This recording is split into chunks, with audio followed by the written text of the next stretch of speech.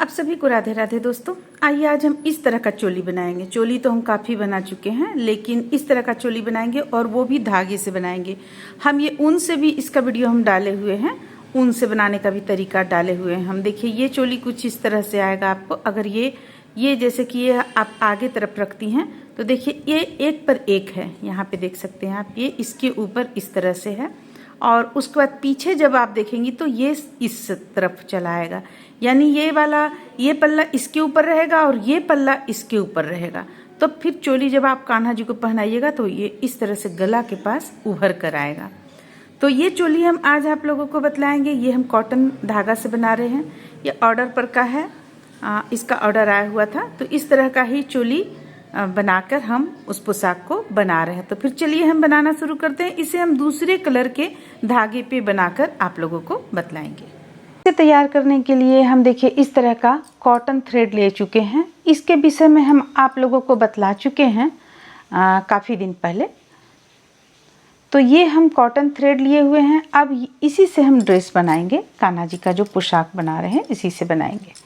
देखिए इसके लिए हम यहाँ पे चेन की संख्या ले लेंगे 21 चेन की संख्या। क्रोशिया देखिए हमारा यहाँ पे पतला है, चूँकि ये धागा का है बना रहे हैं हम, धागा बहुत ही पतला सा है तो धागा का बना रहे हैं, इसलिए क्रोशिया हमें पतला लेना है।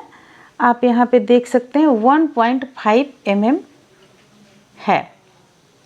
तो ये ले लेने के बाद में अब हम यहाँ पे चेन की संख्या लेंगे 21 2 3 4 5 6 7 8 9 10 11 12 13 14 15 16 17 18 19 20 21 21 चेन की संख्या है। 1 2 छोड़कर तीसरा चेन पे हुक को डालेंगे और डबल क्रोशिया बनाएंगे।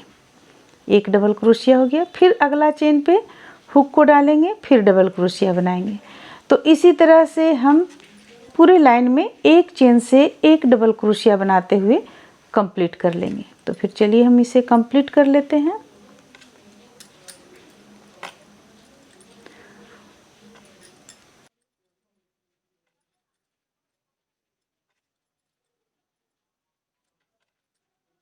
तो इस तरह से यहाँ पे हम देखिए ये एक लाइन कंप्लीट कर लिए।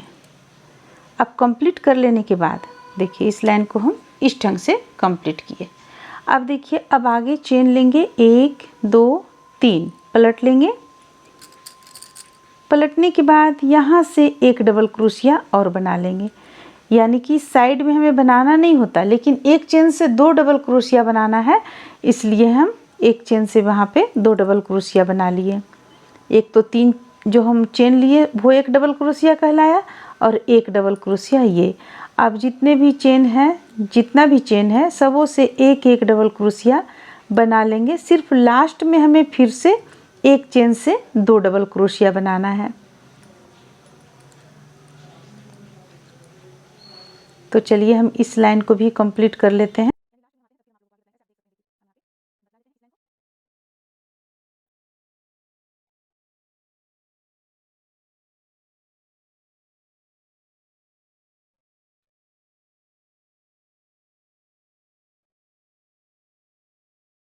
देखिए अब हम लास्ट में पहुंच गए।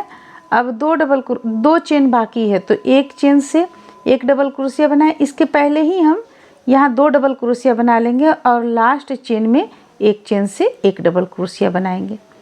तो हम यहाँ पे क्या किए, यहाँ पे हम एक डबल क्रोशिया इधर भी बढ़ाएं और एक डबल क्रोशिया इधर भी बढ़ाएं। 2 डबल क्रोशिया इस लाइन में बढ़ गया। अब हम फिर से 3 चेन लेंगे, 1 2 3 और फिर से दोनों साइड में एक एक डबल क्रोशिया बढ़ा लेंगे।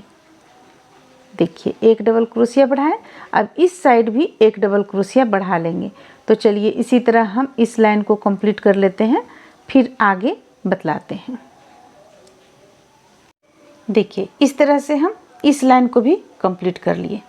कंप्लीट हो गया। अब यहाँ पे एक चेन इस तरह ले लेते हैं और इसी तरह का एक और हम बना लेंगे। तो यहाँ पे हम चूँकि पहले से बनाकर रखे हुए हैं, देखिए ये हमारा 2 हो गया। तो अब जो जहाँ से हम चेन लिए हुए थे उस स्थान को ऐसे रखेंगे, ऐसे, और इस तरफ का भी जहाँ से चेन लिए हुए थे उस स्थान को ऐसे रखेंगे। देखिए ये हो गया आपका बाह साइड का पोर्शन, ये हो गया बाह का, ये हो गया गले का, इस तरह से आएगा हमारा। तो यहाँ पे हम क्या करेंगे, देखिए इस तरह से इसे लेंगे और जिस तरफ धागा है उसी तरफ हम पहले यहाँ पे जोड़ लेते हैं। देखिए इसे हमें जोड़ना है इस तरह से, इस तरीके से कुछ हम जोड़ेंगे इसे।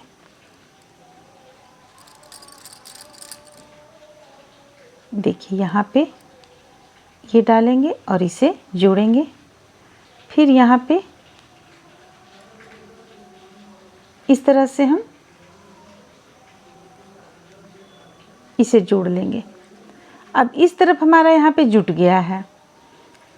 एक चेन हम ले लेते हैं, चलिए इसे हम कट कर लेते हैं, बताने में यानी आप लोगों को समझने में भी सुविधा होगा, इसलिए इसे हम कट कर लिए।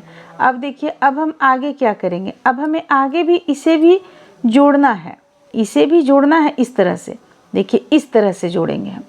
ये जो आपका आएगा, एक हम इस साइड से जोड़ें, दूसरा हमें इस तरफ से नहीं जोड़ना है, इस तरह से नहीं जोड़ना है हमें, दूसरा हमें इस तरह से चढ़ाना है। देखिए एक इस पर और एक इस पर चढ़ेगा, तो ये दूसरा हम जोड़ लेंगे।